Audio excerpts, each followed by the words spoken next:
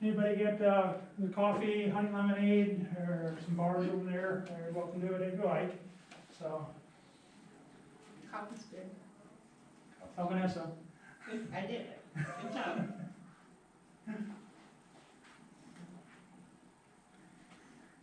All right, I had a chance to meet some of you on the way in, so I'm just kind of curious what kind of backgrounds we're all looking at here. So you've been keeping bees for 5 years now. 5 years now, okay? And First year. first year? 3, but first year it's good. Now you're about 3, okay? 4. Or 40. 40, okay? 4, 2, okay? And 5 for you. Okay, so we had some good experience here. Well, my name is Mike Sander, and they invited me here to talk about overwintering tonight. I guess as we're getting started here, you're always supposed to tell a joke first, and I have a really terrible sense of humor, so I'll go ahead and tell a joke here. If you don't like it, that's okay, you don't have to laugh. Best one I could come up with is, I was reading the news yesterday, and they were talking about that new restaurant that they built on the moon. Have you guys heard about it? Probably not. I went online and checked it out, and I was reading some reviews. There's 2, okay? As I read the first one, it said that the food was just out of this world. Okay, the second one wasn't quite so positive. The second one said that the food was good, but the place just had no atmosphere. So, that's the best joke I can come up with, all right? Some of my other favorite subjects, bees and my family. So this is one of my grandkids right here. He likes to dress up as Batman and come out into the bee yards with us. So this is just a picture we took of him as we were playing in the backyard So one day. which one was your grandkid? Just kidding. Which one? It was the white one in the middle. See, you can tell a joke. All right, so just some random pictures I had as I was digging through my phone looking for some information here. This is probably going to be a lot of snow for us in the last few years. I'm guessing it's a little different for you guys here. Maybe. The last few years you guys have been probably a little bit low on snow as well.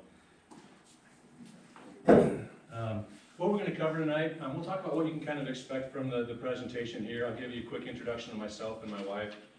We're going to talk about where we place our hives, some queen health, hive health and colony sizing.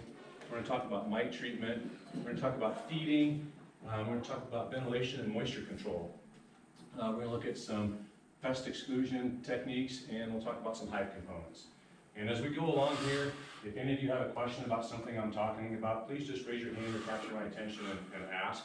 If it's something that we're going to cover a little later on, I'll just tell you that. But I just as soon answer your questions as they come up so that you don't forget them before we move on, or before we get to the end.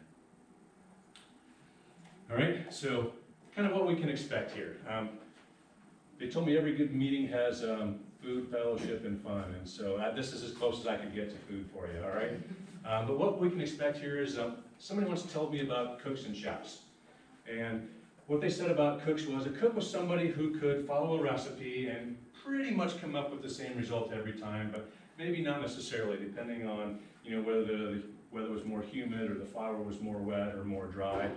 But a chef was somebody who could look at the process as it went along, make adjustments, and then always kind of come up with the same result. They were somebody who knew why the ingredients were in there, all right? And how does that relate for us tonight? If you're maybe newer and you just want a recipe to get to the end for overwintering, I'll hopefully be able to help you with that.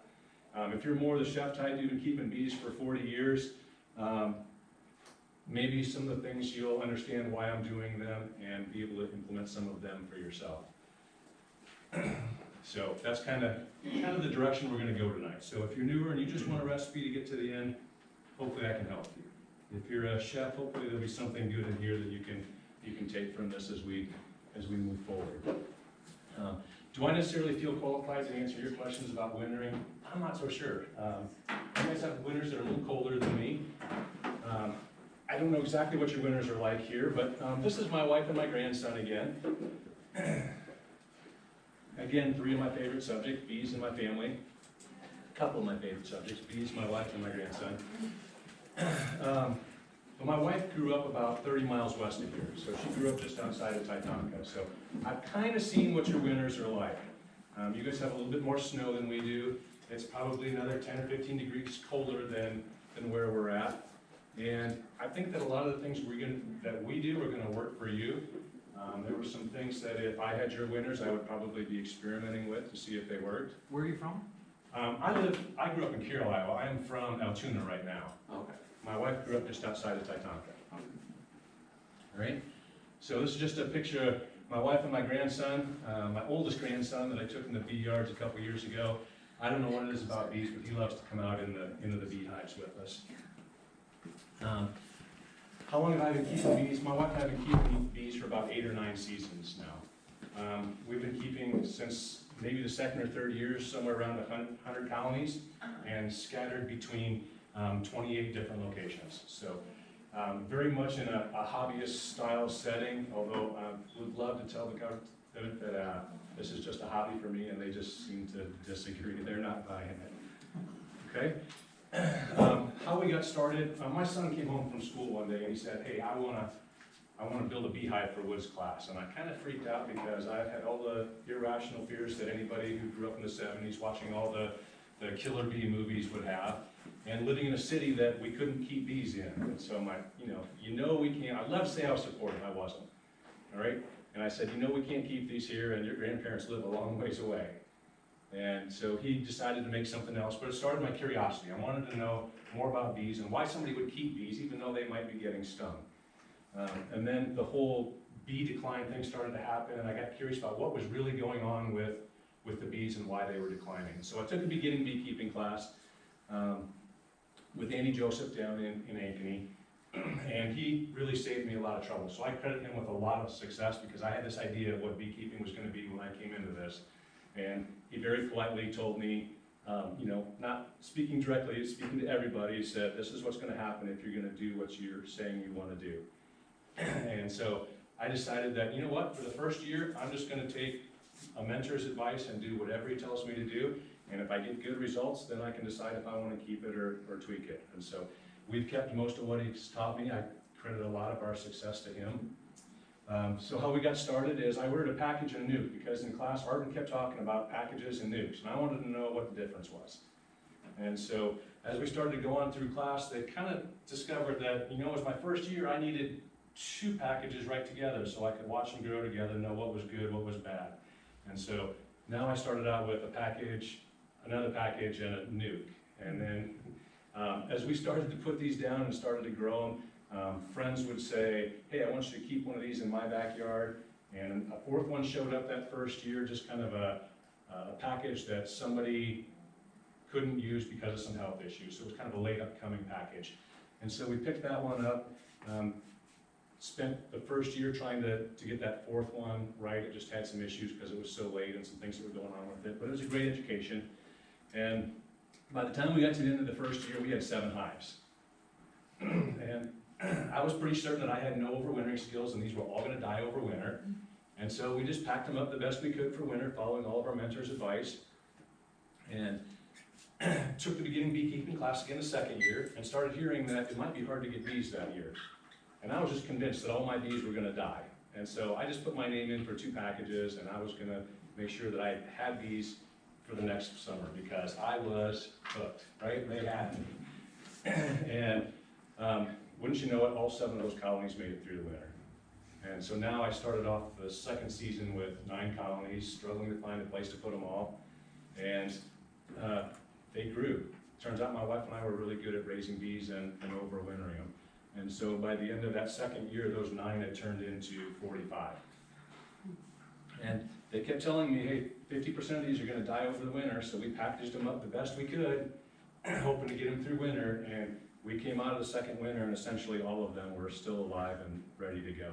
And so that next year was a big scramble because we were struggling to find places to put these and ways to keep them from swarming because we were in 28 different backyards but then it was probably 5. And so that's kind of how we got our start. We got to the end of the 2nd year and we managed to keep the population down to 45. At 45 for the next year we were able to keep it down to 100. All right, and at 100 colonies, both of us having full-time jobs, we were like, we can't do this again. We got to find a better way here. And so we had sold some nukes, And the next year, had good luck getting through winter again. And so what we started doing then is we discovered that if we were to hit these hives really hard in the spring and just knock the population way back, sell our queen, some 2 frames of food and 3 frames of brood with a nuke, that somebody else got a really great nuke of bees that was going to produce them some honey before the end of the year. And for us, that hive that we left would requeen itself, and it would grow into something that would produce a little bit of honey. Not a lot, but at least we didn't have to worry about people calling us while we were at work in the middle of the morning and say, hey, there's this big swarm right out in front of my house, you gotta come get this right away. And I'm going, I can't come get it, neither can my wife, that's gonna have to wait, right? But in the meantime, they're freaking out because their neighbors are out and having all kinds of issues. Right, so we found that to be a great fit for us. So this, what I'm telling you is some background about ourselves and how we keep bees, so you know kind of why we do things, and you can look at what we do and decide if that fits for you, okay? Because everything I do here may not work for you. You know, you probably all heard the adage, if you ask 3 different beekeepers a question, you get 4 different answers. It's probably one of the first things I heard at a bee meeting. And then somebody else stood up and said the adage was a little different, right? So I thought it was if you asked 10 different beekeepers a question, you got 11 different answers. And it turns out we couldn't even agree on what the saying was, right? But what we could agree on was that there's more opinions out there than there are beekeepers. Even one beekeeper is going to have more than one opinion. And what I learned from that is, by listening to some of the people in the club talk about all the different opinions they had, some of them would just look at different scenarios and respond differently. And so I'm telling you kind of my background so you can look at where I'm coming from, how I keep bees, why I keep them, and hopefully find something that fits for you guys for overwintering, right? So that's kind of my wife and I's story about how we keep bees and where we keep bees. Like I said, they're mostly in backyards. One of the first things we need to talk about is hive placement. So a lot of times I hear people say overwintering starts clear back in August with that first mite treatment. And I don't disagree that that's wrong. That's very good, solid advice, right? As we go through here, I'll talk about what the standard advice that I hear people giving is, and then maybe if I do it a little differently, I'll tell you that, all right? And so treating your bees for mites in August is, yes, absolutely a great place to start. I don't think that's where it starts for me. For me, I think this starts clear back the day I set down the hive, whatever that day is, all right? If I'm gonna set a hive someplace, it's in somebody's backyard, I'm not moving it, I'm not taking it to California to pollinate almonds or someplace else to do pollination. So when I set that hive, I wanna make sure that it's got a spot with the right things that I need to leave it there year-round. So in this case, just a great picture of a windbreak behind me. So that's one of the first things I'm looking for when I'm setting the hive, is that it has to have a good windbreak on the north and west side. I don't think that's gonna be any different for you guys. Keeping the wind out of your bees is what's going to keep them, help get them through that winter. Another example of just a stack of bees we have in somebody's backyard. This one, he happened to have just like a privacy fence kind of on the edge that was close to his driveway. And so we thought, oh, it looks like it might have a decent windbreak, so we put it there. That hive also does very well there. This is somebody's backyard, but to the left, the part you can't see is just an open farm field. All right, and so we just kind of tucked them in behind those bushes that they have there.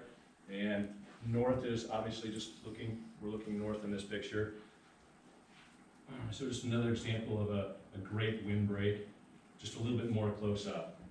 This one is an in-town hive. These do very well here as well. The bushes get trimmed once or twice a year there, just right up next to the bushes alongside our driveway. And then right on the other side of the bushes is somebody else's garage, and that's looking north right there, northeast there. All right, but those hives do very well there also. All right, this one happens to be in my brother's backyard. Next to his shed, his neighbor's garage is right behind him. It's kind of a secondary garage that he never really uses, but just another example of just something that makes a good windbreak and happens to work. The other thing that's important here when I set a hive, always make sure that when I set a hive, I tilt it so that the front is lower than the back. So any condensation we get inside of there is gonna run out, right? And that first slide I showed you back here with the windbreak kind of off further in the background, That didn't always happen here. So this is actually a hive stand that we set up with some blocks and some landscape timbers. And for whatever reason, the north side of these hives just seem to settle more than the south side. And so getting late one year, having so many to deal with, I wasn't so concerned about checking, are these tilted forward? And probably I got sick or something like that and wasn't able to get out there and check them. And these hives didn't do so well over the winter. And I think the reason they didn't do so well is the backs settled down. And when I opened them up in the springtime, there's water on the bottom boards. So I attribute the losses there to that. Are you using screen bottom boards then, or solid bottom boards? I use all solid bottom. I shouldn't say that. I mostly use solid bottom boards. There are a couple screen ones that showed up in there somewhere, and if they happen to be there, great. I personally don't necessarily care for them. If they're working for you guys up here, please keep using them.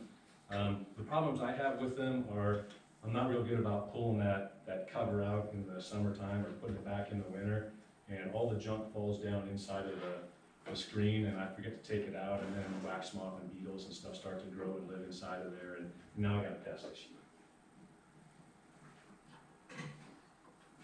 All right, and then the last one here, this is kind of running, looking northwest here. So this is a great spot where we had a nice windbreak just to the north and west. The hives are all tilted forward. Kind of the reason I put this one in here is this property changed hands, and that does happen once in a while for us. And typically what happens is if the property sells fairly quickly, they'll usually say, hey, just leave them here. We'll talk to the new owners. If they want to keep them, then stay. If they don't, then you'll have to move them. And this is one where the owner said, yeah, just leave them. We'd love to have them here. But what was going on behind these trees or inside of these trees is there's a lot of junk there. And so he calls me in September and says, hey, can you, probably late September, early October, and says, hey, can you move those? I got a guy coming with an excavator, and we're going to clean up a bunch of the junk inside of those trees. And so he said, when we're done, just go ahead and move them back. I'm happy with them where they're at. And so we took those landscape timbers off the block, moved them down probably 50 yards into the field that was right beside it. And then we got a major cold snap with some really, really cold winds. And those hives are sitting out in the middle of the field with no windbreak. And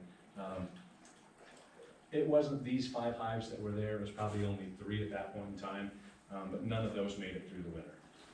Right? And the only thing that I can think of that we did different with this than any other place was they sat out in that cold and strong winds for probably a month or a month and a half before we could get them moved back up into a windbreak. So we got caught off kind of guard by winter. So if you're looking for a recipe, here's your recipe for hive placement. Keep it out of a low-lying area. I guess we didn't talk about that. When I look for a hive, I look for something that's not in a low-lying area. So what Andy taught me was find a place where the fog doesn't build up. Find a place that, if you see a place that fog has a hard time burning off easily, don't put your hives there. And so we try to avoid those areas. We did have a couple that were kind of sort of in a low-lying area. What we found here was that those hives would get moist inside, and we couldn't keep them dry enough. And we did kind of find a way to get rid of some of that, and we'll talk about that in a little bit. Make sure that it's tilted forward to let the water drain out. You care if we take pictures of your slides? I do not care if you take pictures of my slides, please. All right, find a place with a northwest windbreak or create one. So with those bees that were out in the middle of the field, I wish I had taken somebody's advice and taken 5 or 6 bales of hay out there and just stacked them up behind them. I wouldn't stack them right around the hive because that seems to invite the mice, the rodents, and all those things. But if I'd taken some bales out there and stacked them up 5 or 6 feet behind the hives, I think we would have probably saved those. The other way I've seen to create a really nice windbreak is just with a couple of T-posts. You pound a couple of T-posts in the ground, you wrap some stronger landscape fabric around them a couple times, take a couple 2x4s and screw them together to keep the landscape fabric tight, and you can make a windbreak just that simply. Okay, and then set it up to prevent predators. And we'll kind of talk a little bit more about that a little later on, but any place that we've had predators, we've also had overwintering issues. So we keep our hives out in full sun to help keep the beetles away. We'll oftentimes keep them off the ground 12 to 18 inches to help prevent skunk issues. And then if you've got an area that's infested in ants, you can either try to deal with that or just take them somewhere else. So we have one of those right now that we'll end up getting rid of here this fall. We had a couple of hives that we set down in kind of an ant infested area, and the ants just seem to kind of have their way with them, and then they end up absconding or swarming or just leaving because the ants kind of overtook them. We did set out some, just like some taro or some ant poison, and they make a trap that has just a little tiny hole in it so the bees can't get in it and get at it. And those help, that you gotta kind of keep after, because the ants will show back up after not too long. All right, so queen health. Queen health is kind of one of the next things we look at, and what you need to find is a good laying pattern. We have to assess this in July and August. It's too late now to do this. If you haven't done this already, it's kind of too late. You have what you have. I'd love to say that all of my hives look like this. They don't look like this, right? We just take pictures of stuff that's really exceptional, whether it's really good or really bad. So as I'm cruising through my phone, this is one that I found that had a really nice laying pattern, and so I pulled that one out to show you. But we should see a nice pattern like that with the brood pretty well filled in everywhere. Not a lot of drone brood or random drone brood, things like that. But at some point in time before winter hits, July, August, you need to be kind of looking at that queen, just trying to decide if she's what you need or not. The common advice here, going into winter, you should have a young, new, well-mated queen that's preferably from stock that's proven to overwinter. So even just a young, well-mated queen is going to give you better results than one that's maybe old and getting a little tired. And I don't know why that matters so much. Do I follow that advice? No, I don't. I told you that we split our bees really heavily in spring. That hive's allowed to requeen itself, and then we let those queens take it through winter. So we are working with a young queen, we're not working with a new queen. So we'd have something that's less than a year old, less than 6 months old, typically, depending on when you say winter starts. Right? But if you've got some good queens, that's where things are going to go well for you. All right, we're also looking for something that's not a drone layer. And I couldn't find a picture of a drone laying queen, so this isn't a drone laying queen, this is just a frame of drone brood. All right, but if you start to run across frames where inside of where the worker brood should be, you're just seeing random sporadic drone cells, and maybe quite a few of them and not much worker brood, that's your drone laying queen that you need to look out for. And you'll want to do something with her right away. Don't let that go on. All right, hive health and colony sizing. So what we need to end up with is the right space for the colony that we have. And if we have some that are small, the typical advice is that you should combine those with something else. And I'm gonna have to tell you that I've never ever combined a hive in the fall. Some of it was just me wondering, why is it small?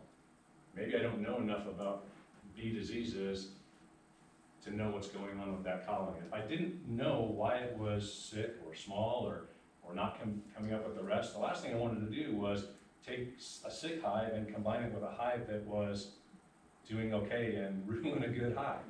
So I figured if that hive wasn't going to make it, why combine it? If I combine it and I make a good hive sick, I've lost a hive. If I don't combine it and it makes it through the winter, then great. If it didn't make it through the winter, I didn't lose anything. So I just never saw the advantage of combining them. And sometimes what I hear is that if you have some smaller hives, you combine the smaller hives. And if you want to, please go ahead. For me, that doesn't make a lot of sense. What it looks like to me is if I combine 2 weeks hives, I just have one really big weak hive instead of 2 smaller ones. And again, if they didn't make it through the winter, they didn't make it through the winter. I didn't lose anything, but I didn't destroy anything that was good either.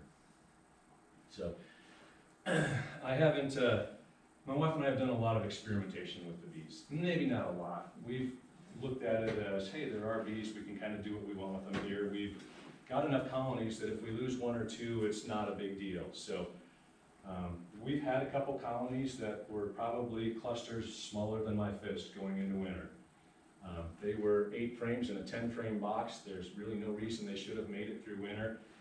We did the best we could with them. We gave them lots of dead air space on the bottom, lots of dead air space on the top.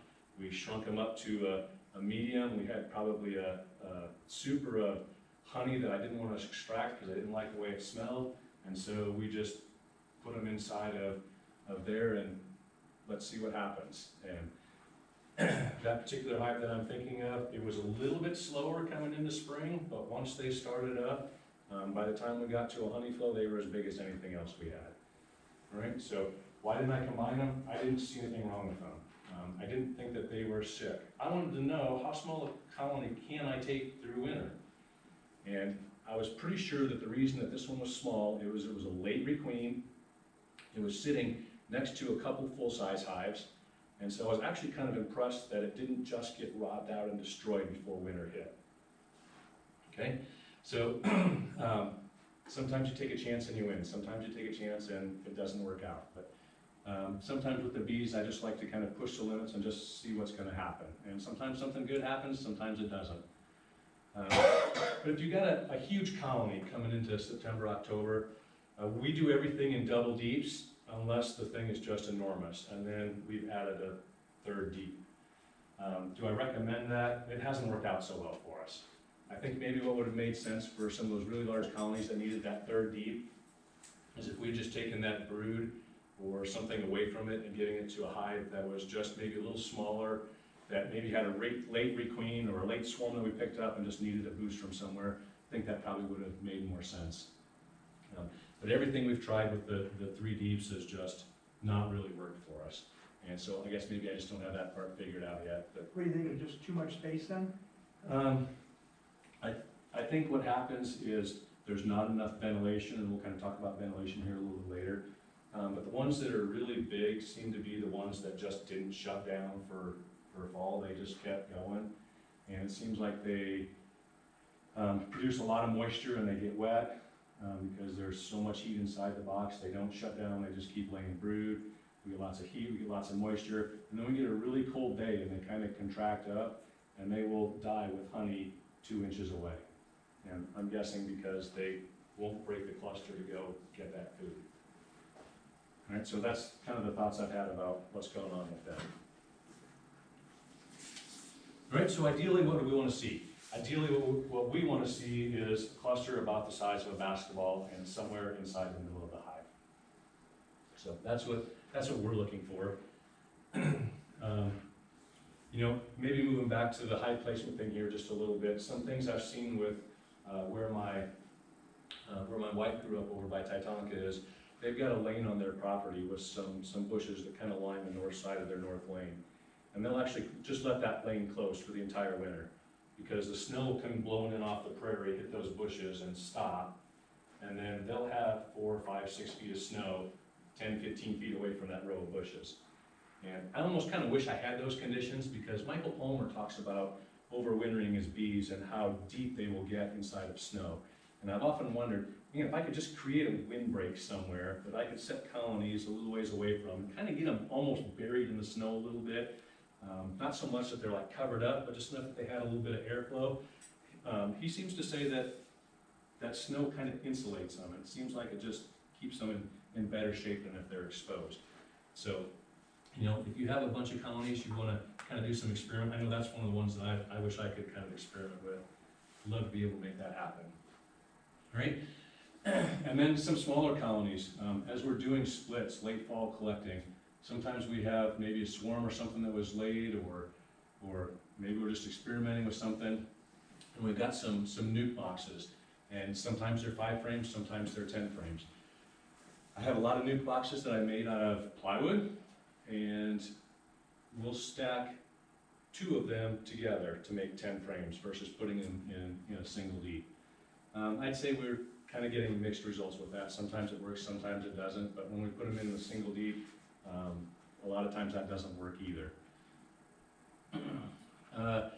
Sometimes I will let these get 3 deep, and I guess the way this started is, I had some new boxes, I didn't have any equipment to put bees in. My bees were ready to be split, and so we would put them in something like this, and then they would just, at that time of year, they would just grow. And I had some that I hadn't put the bottoms on yet, so we would just take those and stack them on top of the ones that were already there. And they seemed to just like that verticalness of that, and they would just grow. And I'll usually get these 3 high before I put them into double deep equipment, because then they just got 5 frames left to draw. Looking at this one right here, the single one on the left-hand side over here, that one's probably has nothing in it. It's probably just there for wind protection. The problem I see with the nukes right here is it seems like the bees kind of freeze on those outside frames. They need something next to them to help keep them warm. So we have better luck if we take a couple of those and push those together. So if I've got something that's pretty small, we'll go ahead and overwinter them in something like this. Although results aren't always the best. All right, so hive health and colony sizing. What we want to look for is we want to make sure that the brood is free of diseases. And again, it's too late to check for that now. All right, we need to be checking in July, August, and we're looking for, you know, the yellow colored brood that might indicate European foul brood, or if we have the sunken cappings with the perforations in them, it might indicate American foul brood, and fortunately we've never seen any of that. We want to look for pests that might be inside of it. Obviously we're looking at the mites, we're going to treat those, we'll talk about those in a little bit. We want to try and keep the beetles out of there. So those beetles, I don't know, do you guys have problems with beetles up here at all, the hive beetles? A little, not a lot. A little? Okay. So probably the best thing I've seen to get rid of those beetles is a Swiffer sheet, not the fluffy one, just the flat, kind of woven one. You don't even have to put the whole thing in, we just cut it in halves or quarters and throw it on top of the frames. And the bees will kind of go in and they don't like it there, so, and obviously it has to be unscented.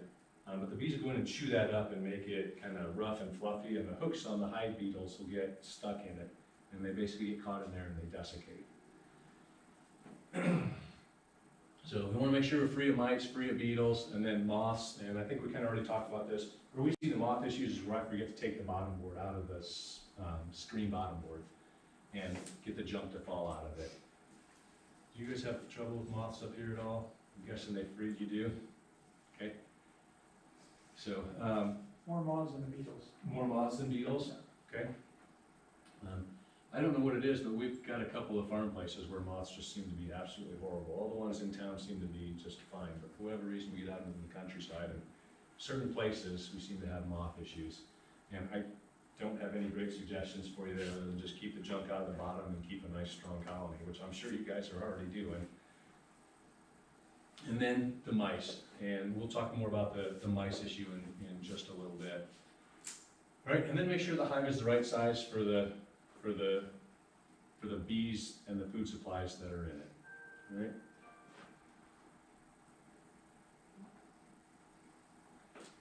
Okay, so somewhere in late July we'll start treating for mites. We use typically Apiguard in the fall. We have used the Formic Pro. And is that what you guys use up here? Mostly Formic Pro, Apiguard? What are you guys kind of using? I use mostly Formic Pro. Formic Pro for you? Okay. Formic Pro for you. So we tried Formic Pro once or twice and we had terrible queen issues with it after we used it. And so we have been having good luck with the Apiguard in the fall. So we'll harvest all the honey in late July, early August, and as quickly as we can, we'll get that Apiguard on there. If it's really hot out, I really like putting the quarter of a dose on and coming back a week later and putting that other quarter dose on. It seems to just kind of extend out the treatment a little further, and I think it does a little better job for us. So it almost works out better for me if it's warmer because my wife understands that we're only going to be putting on a quarter dose. Otherwise, she insists that half dose goes on there because she doesn't want to come back in a week and do it again, and that's fine. I just think stretching it out kind of works a little better for us. This one here happens to be just one that they propolised up. It's something I took a picture of just because I thought it was kind of interesting the way they just propolised all around that treatment right there. They still ended up pulling out, but they tried to cover it up as well. All right, so What are you doing for mites? I'm not gonna tell you what you have to do for mites or what's gonna work up here. I know Apiguard in the fall for us works really well, and then that seems like it makes the queen kind of quit laying. And ideally for me, once that queen has quit laying, we'll wait 4 or 5 weeks and come in and give them a shot of oxalic acid in a vapor form. If we can't get it done then, we can sometimes wait for that warm day in late December, early January. We usually seem to get one somewhere, and then we'll go out and hit them with some oxalic acid then while they're broodless, and that seems to be working really well for us. I'm gonna say it's probably the Apiguard that does the most for us, because there have been times where we just couldn't get back to do that oxalic acid in the fall, and they still seem to be fine. All right? But you gotta do something for mites, obviously. If you wanna use a mite-resistant stock and just check for the mites to see if they're meeting the threshold levels, I don't see anything wrong with that. We're starting to see more and more of the mite-resistant stock become available. I haven't personally used any yet. Would love to, just to see how they work. We tried some of the Saskatraz bees.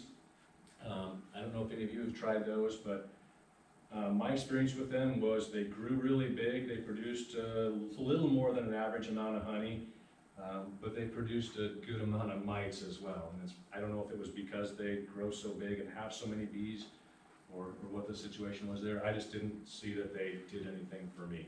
And maybe I just had some bad examples of the Saskatraz queens, but I didn't see any great effect from them.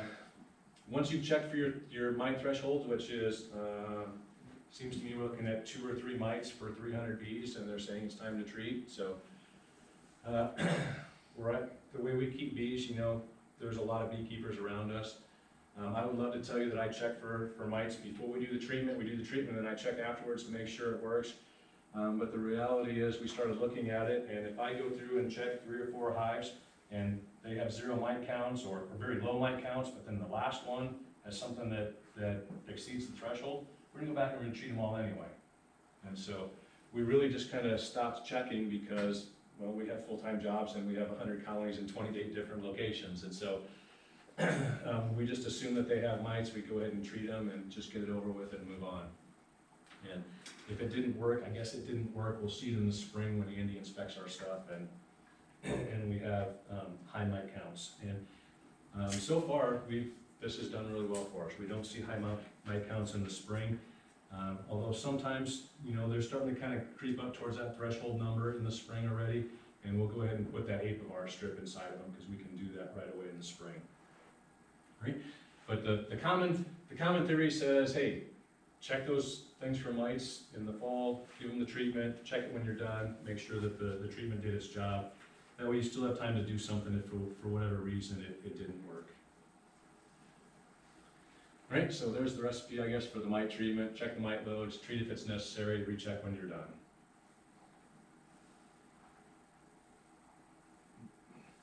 All right, and then the feeding.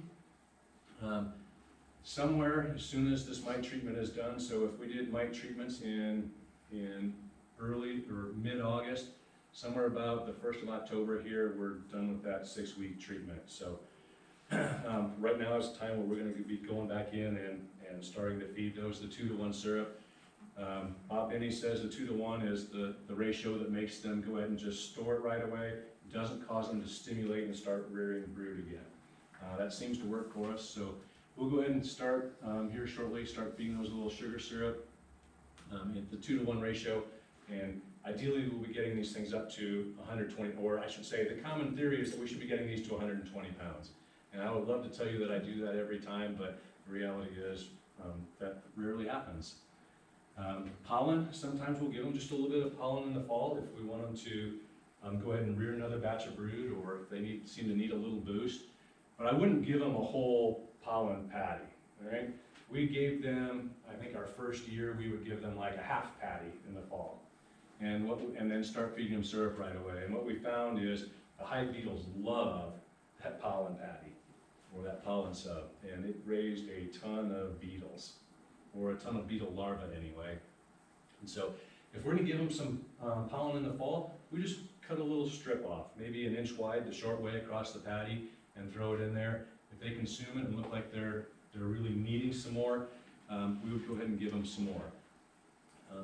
what I've discovered lately through some of Randy Oliver's research is, he's saying it doesn't really make that big a difference if you give them pollen in the fall. They'll go ahead and rear a bunch of bees, but then the same amount still make it into being winter bees. So, according to him, his research seems to indicate that giving them that pollen stuff in the fall maybe isn't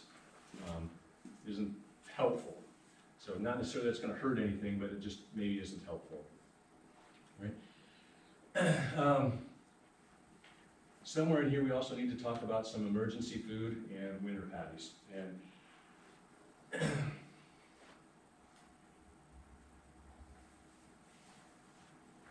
getting hives to 120 pounds, how do we measure that? Some guys will say just grab the hive and give it a good heft.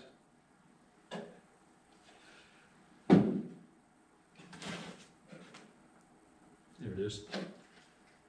Something we would use is just a fish scale that had some decent amount of weight to it, and I just take this hook and slide it under the hive and pick up the back half of it and look and see what it weighs. And know that this is only going to be half the hive, so if this says 60 pounds, now I got my 120 pounds and that hive is big enough.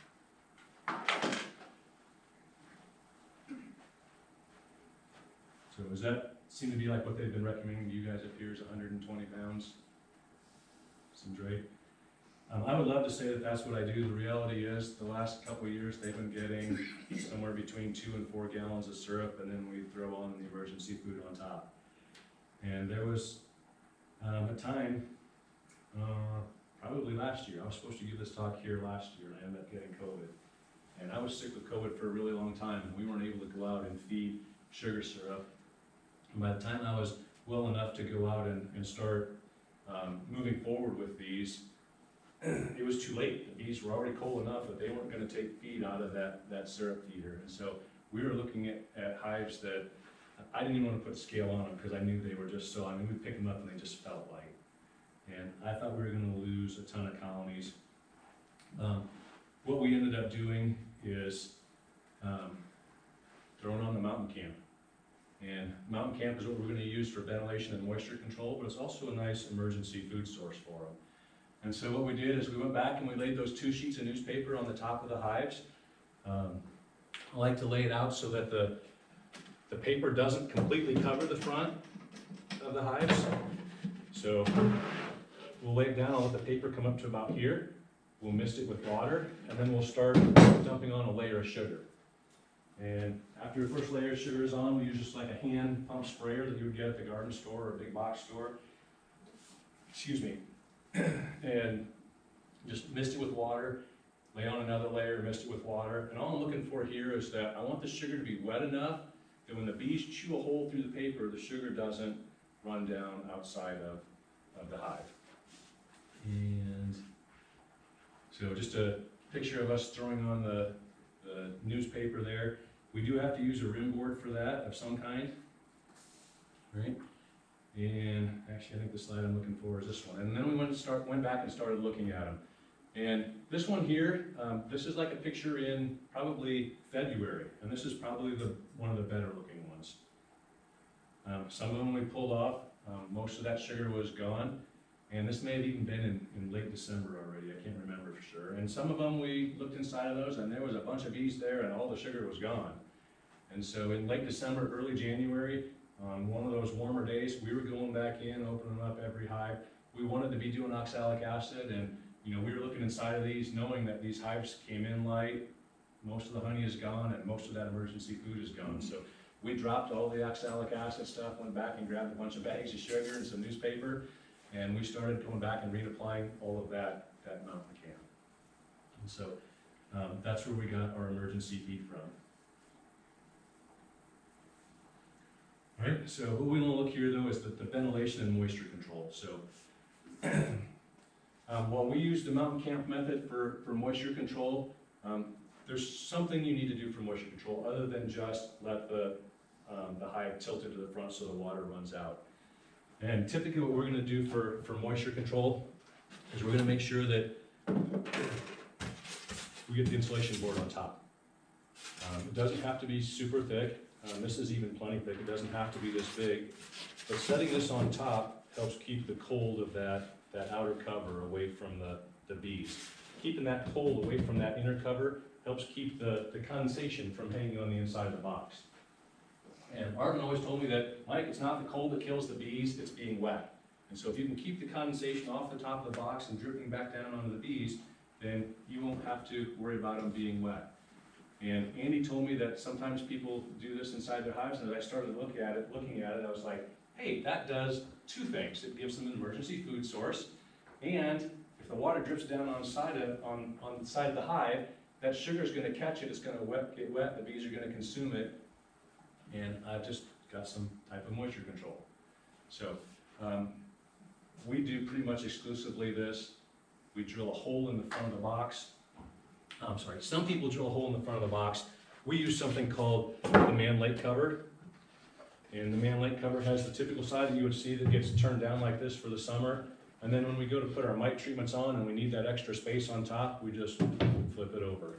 And then when those mite treatments are done and we're ready to put on that mountain camp, we've got some extra space here. We'll lay down the newspaper, we'll dump 2 quarts of sugar right up here on top of it and set it back down. Put the insulation board over the top, put the cover on it, cover it up, and now that's ready for winter. We'll come back and check it in January, February.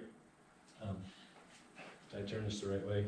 All right. One of the things we see here is that they've got that hole inside of Would you there. be using that instead of feeding with your glass, like my glass jar, 2-to-1 mixture? Would you be just using the sugar instead? No, I wouldn't. I'm telling you that happened to work for us one year. I can't say that I would recommend to do that. I think it is better to have your hives full of some type of honey or nectar that they've worked. What we use to feed is the in-frame. Yeah. We try to exclusively use the 2-gallon one. What we found with the 1-gallon one is you put 9 frames in here with the feeder, and it's so tight that it was just almost impossible for us to do inspections. And so we use the 2-gallon feeder. I hear a lot of people talk about taking that feeder out and putting in 2 more frames. I don't have the space to store all that, so mine gets stored right inside the colony. What I would suggest is keep it in a common location. So somewhere in springtime, they're probably going to tell you to reverse your hive boxes and put the top one on the bottom, right? And then now we got this feeder on the bottom, and for me, that's kind of an issue because I'll leave it there, and then when I come to feed, now I've got to either take out a frame to feed or pull off an entire box. And so I would just suggest that if you do switch your boxes in the spring, that somewhere along the line you take this feeder and bring it back up to the top so that when you go to feed them, it's right here and available. I would also suggest that you keep it in kind of a common location between all of your hives so you can know exactly where it's at. So you don't have to pull this whole thing apart. You can just kind of move it off to the side a little bit, get the feed in, and then pull it back. When we put on the mountain camp, the bees will haul the sugar out. They think it's a foreign substance and they'll haul it out. So we try to do it after it gets cold. We try to do it, and you know, it's kind of a guessing game because the weatherman's not always right, but we try to do it on the last 40 to 50 degree day of the year. So when the hives get up into the 40s and 50s and I'm comfortable taking that top off, I'll go ahead and do the mountain camp method on those at that point in time. If it got later than that and it was colder, I'd still go ahead and do it. If I'm looking at some bees that are running out of food, if I pull that cover and I'm worried about them dying because they get cold, if they're out of food, they're gonna die anyway. So at least if I put on the sugar, I gave them a chance. Right. But we do have to get them some type of ventilation. There are people that will go ahead and drill this size a hole right in the front of their box. I personally don't like to do that because now I've got a hole right where I need to grab onto the box at, and the bees will be wanting to come out of there when I need to grab it. So I prefer not to cut holes in my boxes. I just make sure that I use that man lid cover, and then it has whatever side I need right there, and I don't have equipment to store it. Right? So I do like to leave that air gap in the front so that the air has some room to come up out of the top there. I like to leave that gap right in front of that hole that's in the man lid cover, so any moisture that comes up will find its way right outside the box.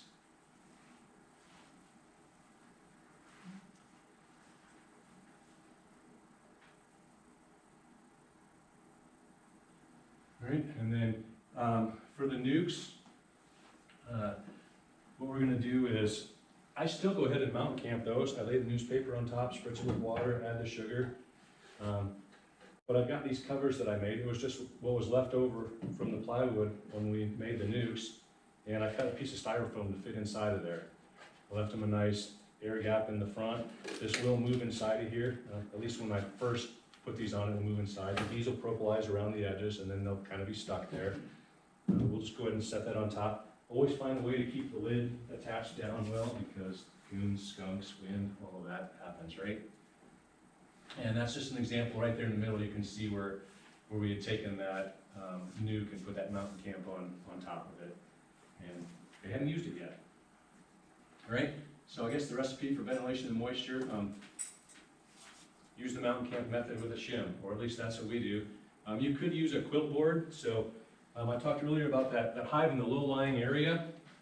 When we have a hive that's kind of in a lower-lying area, maybe we leave it there because we like the location. Maybe we've left it there because the relationships have been good. And I found in beekeeping, as important and as exciting as the bees are, the relationships have been just amazing. And so we do have some in somewhat of a low-lying area.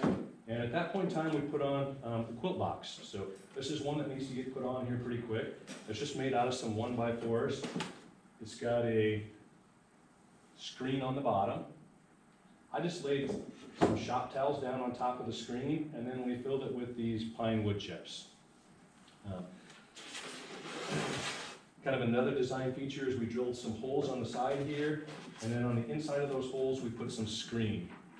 And what happens with this is the moisture comes up, works its way through that screen, through the wood chips, and then it doesn't condense until it gets up here to the top. And when it does, the wood chips are here to absorb it. If I was going to do these again, I probably wouldn't use 1x4s, I'd use something a little bigger. The way this ends up working out, there isn't enough space down here for the sugar that I would like to see, so that part gets kind of short. And then if you don't have kind of a nice thick layer of wood chips, then that moisture seems to kind of work its way back down to the bottom. So if I was doing this again, I'd probably do this with a 1x6 instead of a 1x4. Okay? So that's one way we help handle the ventilation and the moisture control. And on top of that, if you want, you can go ahead and put the insulation board. There's ventilation underneath of it because of the holes in the screens. If you don't want to do a man-leg cover, just a 1x2. You can make a really quick, simple rim board with this and put your inner cover on top of it, and you've got a spot for sugar. Just make sure that you go ahead and drill a hole in the front of it for your ventilation.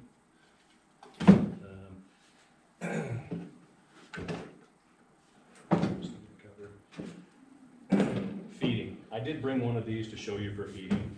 We do have some hive top feeders. The way this one works, there's a spot for the bees to come up inside of here. There's a screen right here. They can't crawl down inside of here, so they'll crawl down on the screen, pick up the feed that's inside of here, and then bring it back down. I'm not super excited about these. We had it because we ended up with a couple 8-frame hives. Kind of a long story. Another relationship issue, right? Or another relationship scenario.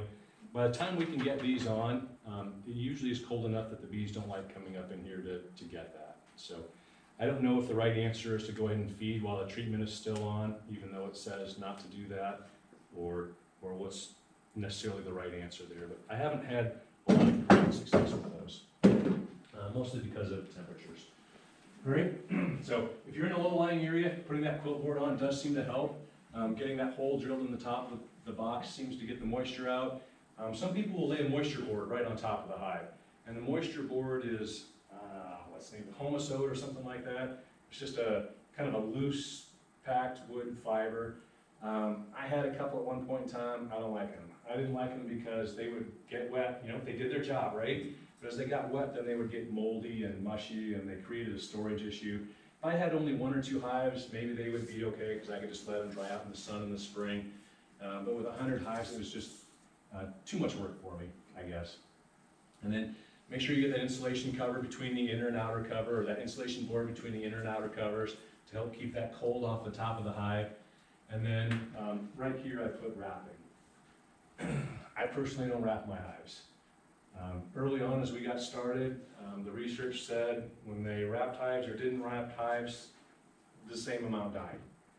And so I looked at it, another thing to store, some extra time putting it on. If it isn't gonna make that much of a difference, then I'm out. All right, now, up here with the prairie and the higher winds that you get up here, wrapping might be a big thing. And so if your local beekeepers are telling you, hey, we're doing this and it's working, then I would probably do that. For me, one thing I found is these inner covers, when I put these on, or even the shim boards, I gotta make sure that I get these on in September. If I put these on in September, the bees have time to propolize up the edges, and they kind of seal it up, and it keeps those cold winter drafts outside of the hive. So I always handle that as soon as I can so that they can propolize that up.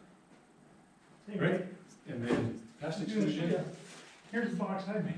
is that your quilt box? Yeah, Okay. I just take an An old old super? super or deep box and put a screen on it and Yep. that's it. I mean, it's just $10 and holes drilled on the side and Yep. shimmed up for absolutely. food and that's all it takes. That's what I've done mine. Perfect, that's kind of about what I did, just made I use just- of an old piece of equipment that didn't cost you anything. Yeah, yeah. So, yeah, I think it was 1/8" hardware cloth that I used to staple around the inside, and looks like that's probably what we used as well. And so, yeah, those are good. So pests, entrance reducers, this needs to happen probably sometime shortly after you harvest honey. We'll go ahead and throw in entrance reducers if robbing is an issue. So, keeping bees out of your hive may not seem like something you're trying to do, but if you have robbing issues going on, maybe you don't have the strongest hives, putting that entrance reducer in there closes up the space that the bees have to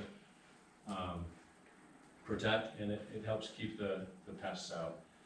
The beetle traps, those are good to do before you put in any pollen subs or anything like that. They'll keep those beetles out.